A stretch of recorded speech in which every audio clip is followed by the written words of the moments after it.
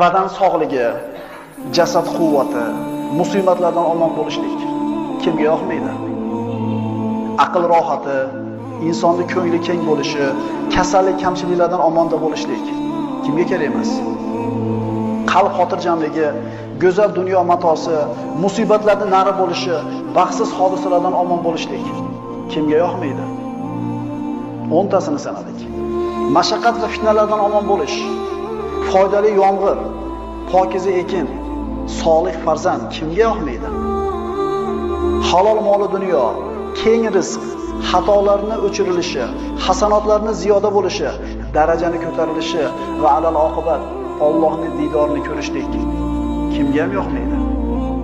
Mana shu aytilgan 20 tadan ortiq foyda bitta kalimada bor.